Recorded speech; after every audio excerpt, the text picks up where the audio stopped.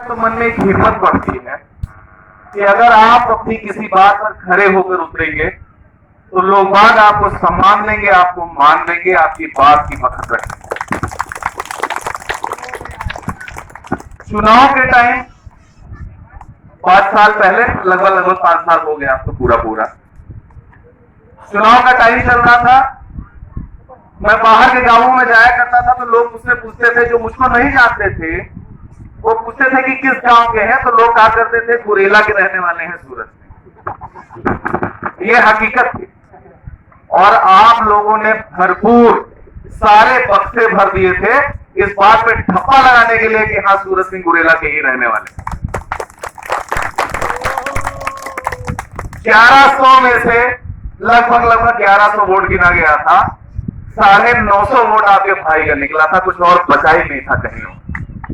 मुझे खूब याद है जब काउंटिंग चल रही थी, जब वोट गिने जा रहे थे तो शुरुआत में 2-4 गांव उधर के खुले थे, तो हमारे प्रतिद्वंदी जो थे, जो हमारे खिलाफ चुनाव लड़े थे, बहुत खुश होकर घूम रहे थे सब कि आप सूरत सिंह हारे, सब सूरत सिंह हारे। और मुझे खूब याद है चौथे नंबर पे केशवपुर गुरेला खुला और 5वें नंबर पे खानपुर गुरेला खुला और 6ठे नंबर पे फिर कोई प्रत्याशी वहां पे दिखाई नहीं पड़ा, सब अपने अपने घर जा चुके थे क्योंकि जीत चुके।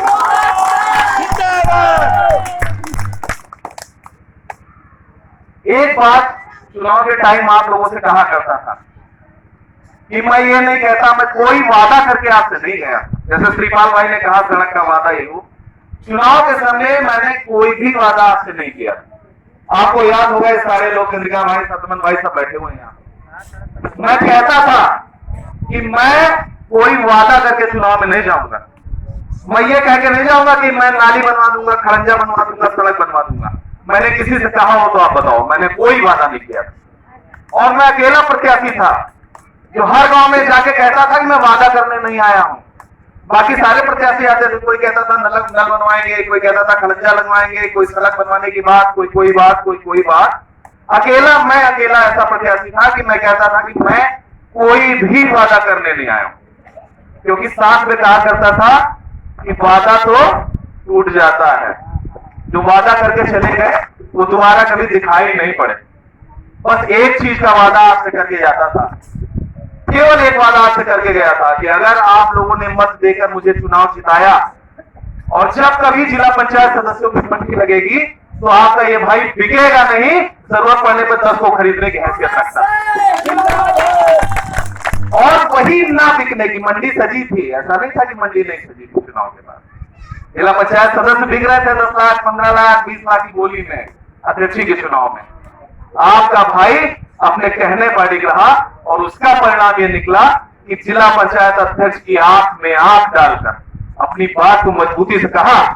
और ये बुजुर्गवार बैठे हुए हैं, किसी को अगर याद पड़ रहा हो कि मुझसे पूर्ववर्ती किसी भी जिला पंचायत सदस्य ने अभी 5 साल के कार्यकाल में एक किताब में छपवाऊंगा या एक पर्चा छपवाऊंगा, 4.25 करोड़ रुपए का काम केवल मेरे जिला पंचायत क्षेत्र में मैं करवा चुका हूं। 4.25 करोड़ रुपए का काम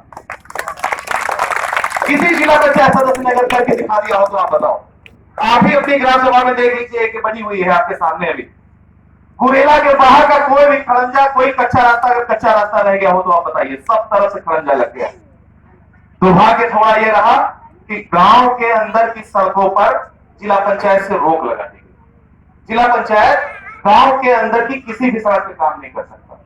नहीं तो जो बिधवापुर की बाकी भी बीच की सड़क बची हुई है या गुरेला के अंदर की कोई एक सड़क कच्ची बची हुई है तो उसको भी आपका भाई पीछे नहीं हटता, उसको पूरा करवाना। इसी उम्मीद, इसी विश्वास और इसी अभिमान के साथ चुनाव में आया था कि मैं अपनी बात मजबूती से कहूंगा तो आप मेरी बात को उतनी ही मजबूती से मानोगे। आपने मेरी बात मानी, मुझ पर भरोसा किया, मुझे चुनाव जिताया, मुझे यहां पर भेजा और आज दिल इस बात से पत्र से जरूर चौड़ा होता है कि जो कहा था वो करने में सक्षम हो पाया। किसी काम आपके आ गया, मेरी जीत तभी नहीं। चुनाव फिर आ गया, चुनाव के टाइम पर छाती में सब आ जाते हैं, फिर सब आने लगे। अभी तो सीट का भी नहीं पक्का है, कहां जाएगी क्या जाएगी। सत्ता के बड़े बड़े मठाधीश इस बात पर लगे हुए हैं, जैसे पिछली बार इस सीट को ओबीसी करवाने के लिए प्रयास चल रहा था या आरक्षित करवाने का प्रयास चल रहा था, इस बार भी प्रयास चल रहा है कि सूरज सिंह नगर पावन। कोई बात नहीं, कोई फर्क नहीं। मैं तो कहा ही था मैंने कि जिला पंचायत सदस्य का चुनाव मेरे लिए एक सीढ़ी की तरीके से है, उसी सीढ़ी पे चढ़ के किसी बड़े चुनाव में जाना है। सीट सामान्य रही तो आप लोगों का आशीर्वाद रहा, आप लोगों ने अगर आदेश दिया तो फिर चुनाव लड़ूंगा। और अगर सीट आरक्षित हो गई या किसी कारणों से आप लोगों का आदेश और आशीर्वाद नहीं मिला, कोई बात नहीं, लेकिन आपके बीच जिस तरीके से आता रहा हूं, जाता रहा हूं, आपके सुख दुख पे खड़ा होने की कोशिश की है, आपके सारे कामों को निपटाने का प्रयास किया है, उसी मेहनत से, उसी लगन से लगा रहूंगा आपके प्रत्येक काम के लिए, आपके सारे सुख दुख पे खड़ा होने के लिए। बहुत बहुत धन्यवाद, बहुत बहुत आभार।